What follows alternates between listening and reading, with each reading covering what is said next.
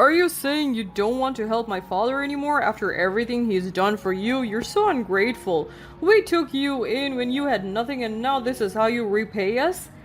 That's not what I meant. I just think we need to find a way to manage it without compromising our financial stability. Alright, I guess we'll just let my father die of sickness because Miss Breadwinner here doesn't want to pay for his medicines anymore.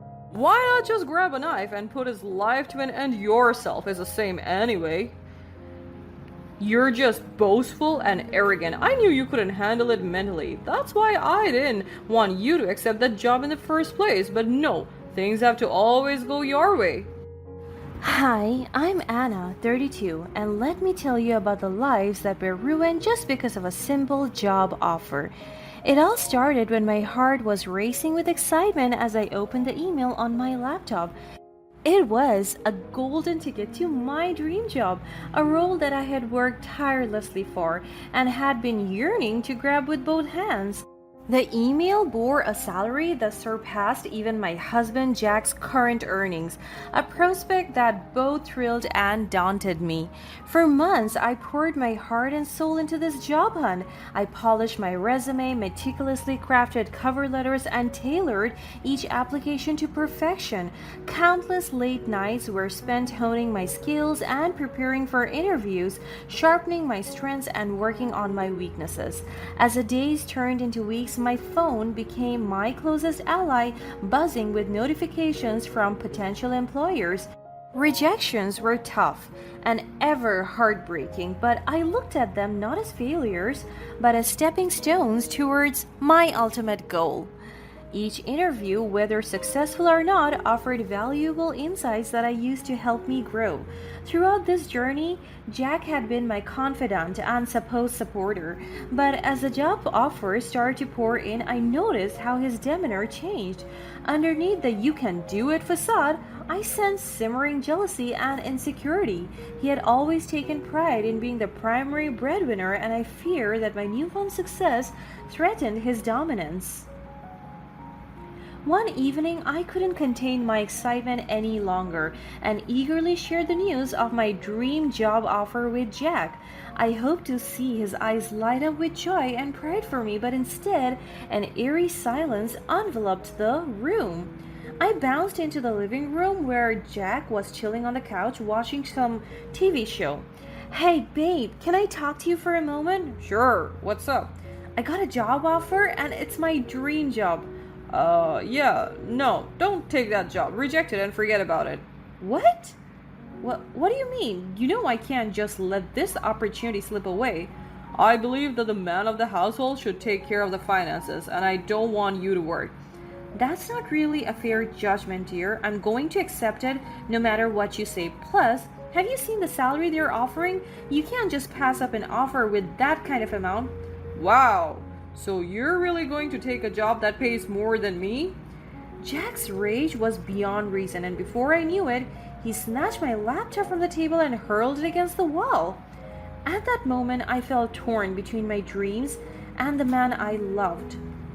I couldn't understand why he couldn't rejoice in my success, just as I had always celebrated his achievements. As the shattered pieces of my laptop lay scattered on the floor, the room fell into an uneasy silence. My eyes were filled with tears. "Jack, why are you so angry? This job offer is a huge deal for me. It's my dream job, and I want to pursue it." You know exactly why I'm angry, Anna. Why can't you just stay at home like the other woman? It's like you're rubbing it on my face that you're way better than me. "But it's not about that, Jack. I thought you'd be happy for me. We're a team, and we should support each other's dreams and successes." A team? How can we be a team when you're making more money than me? Is what I'm earning not enough? It's so emasculating. You're supposed to be my wife, not my competition. I never intended to hurt his pride or make him feel inadequate. All I wanted was his love and support. Jack, my salary has nothing to do with how much I love or value you. It's just, I have been wanting this job ever since I was a little girl. Why are you acting this way anyway? When I was still and jobless and applying, you were so supportive of me. Now that I got it, you're being like that? That's because I didn't think someone would actually hire you. I wanted to cry at this moment, but I tried to remain patient with Jack as he took his moment to collect his thoughts. I get it, Jack, but we need to approach this logically and consider all the possibilities. With this salary, we could pay off our loans faster, save for our future, and even help your parents if they needed. Jack seemed to calm down and consider my words. Okay then, let's agree on a 80-20 split. That wasn't that bad until I realized he's actually proposing the other way around, that I would be the one to take the smaller share of my hard earned salary. It stung a little, but I still accepted this agreement since it meant I could still pursue my dream job, and maybe I could renegotiate in the future once Jack had time to adjust to our new dynamic. Okay, Jack, I agree to the 80-20 split for now. If things go well, we can revisit this later. As the months passed, I faithfully kept my promise to contribute to Jack's father's monthly allowance solely after being told that their mother-in-law didn't accept it since she didn't need it. However, the financial burden was starting to take a toll on me. My once thriving savings were depleting rapidly, and I hadn't spent a dime on myself since accepting my dream job. The situation became increasingly challenging as Jack's father kept asking for more and more, claiming that his illness required additional medications and treatments. One evening, as I reviewed our finances, I couldn't help but feel overwhelmed. I knew supporting Jack's father was essential, but I also needed to find a balance for my own well being. I decided to discuss my concerns with Jack, hoping he would understand. Jack, we need to talk. What's up? It's about your father's monthly allowance. I want to continue supporting him, but it's putting a strain on our finances. I think we need to reevaluate the situation and find a more sustainable solution. Are you saying you don't want to help my father anymore after everything is done for you? You're so ungrateful. We took you in when you had nothing, and now this is how you repay us? That's not what I meant. I just think we need to find a way to manage it without compromising our financial stability. Alright, I guess we'll just let my father die of sickness because Miss Breadwinner here doesn't want to pay for his medications anymore. Why not just grab a knife and put his life to an end yourself? It's the same anyway. My heart sank at his accusations, knowing it couldn't be further from the truth. Jack, that's not true at all. It's just that I haven't spent anything on myself since I started working. I'm grateful for everything you and your family have done for me, but I'm having a hard time with our finances. You're just boastful and arrogant. I knew you couldn't handle it mentally. That's why I didn't want you to accept that job in the first place. But no, things have to go your way. Jack stormed out fast. I remained silent and didn't stop from walking away from our conversation because I know it will just feel like talking to a wall. After that heated argument with Jack, I needed a moment to clear my head and escape from the suffocating tension in our home. So I slipped on my jacket and decided to take a walk to get some fresh air. As I wandered through the neighborhood, my heart skipped a beat when I saw my father-in-law, Emmanuel, walking down the street energetically like he's full of excitement. Wasn't he supposed to be weak and fragile due to his supposed illness? I decided to approach him. Mr. Emmanuel, is that you? As soon as he heard my voice, Emmanuel quickly changed his behavior from lively to sickly one. He slouched his back, rubbed his sore muscles, and coughed loudly. What are you doing outside? You should be at home getting some rest.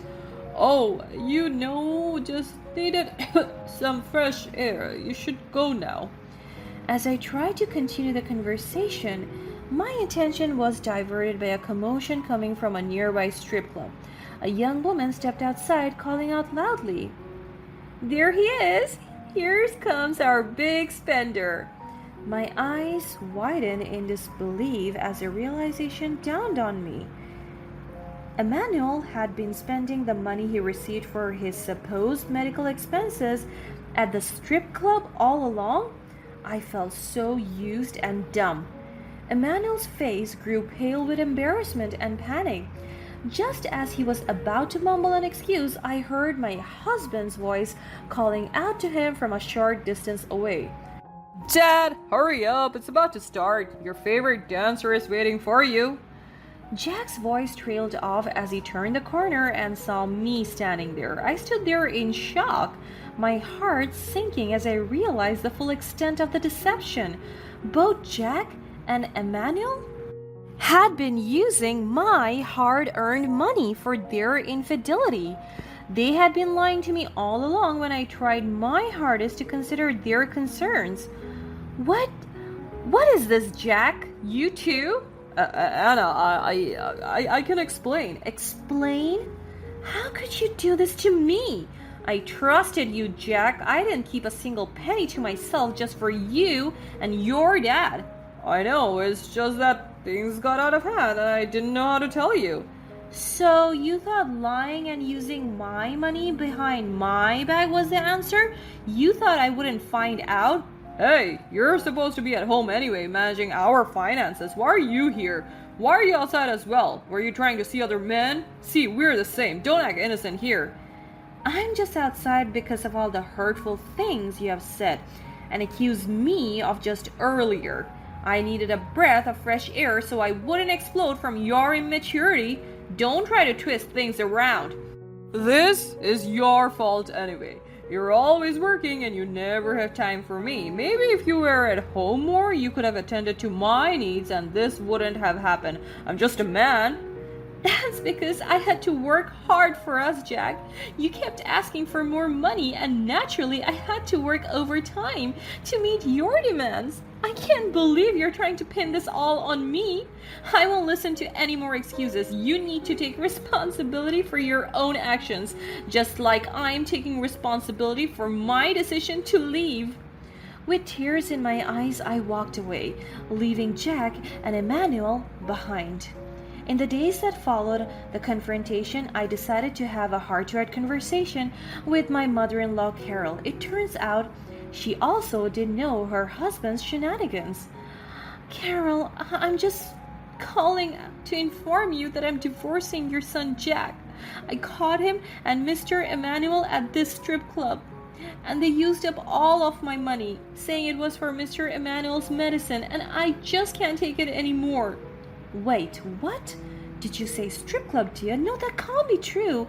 Emmanuel wouldn't do something like that. Oh, I'm sorry. Didn't you know about that? I wish it weren't true, but I saw it with my own eyes. I caught them red-handed. I'm sorry, Carol. I am divorcing Emmanuel as well. I was shocked by her sudden decision. I'm too old to deal with this kind of immaturity. I can't deny that I'm getting too old, and I can't waste my remaining years with a man that doesn't love me. I respected her decision. It's her life and choice after all. I also felt a sense of relief knowing that I wasn't alone in this situation. Carol's support meant the world to me, and together we decided to take the necessary steps to end our marriages. As the time went on, a strange twist of fate seemed to unfold. It turns out that claiming that you have a sickness, even though you are perfectly healthy, can attract a kind of bad juju that made a person's words come true. So Jack and Emmanuel actually experienced health issues and started struggling for real. They got a mysterious illness with chronic fatigue, constant headaches, and unexplained pain in various parts of their body. Still, they both continued their visits to the strip club. However, Jack and Emmanuel weren't aware that the women they had been having fun with were skilled con artists that orchestrated a scheme to scam the two. Knowing they were easy targets, lots of women showered them with attention, manipulated them into spending large sums, and ghosted them after making them believe that they were genuinely interested in forming a connection with them. Jack and Emmanuel were left alone with drained money after those women played on their vulnerabilities and insecurities and exploited their desire for validation and affection. Divorced, sick, and scammed, Jack and Emmanuel were left with no money to pay for their actual medical treatment and medication. They were left in a dire predicament because of their own lies. They had nothing but despair and regret on their shoulders. Carol and I decided to stay firm with our decision to distance ourselves from the men who had betrayed our trust. With our minds and hearts free from deception, we got to support each other through the challenges and started to rebuild our lives with newfound strength. The strip club may have been the backdrop of our husband's betrayal, but for Carol and I, it became a symbol of our freedom. Who would have known that a strip club would become the ultimate karma headquarters?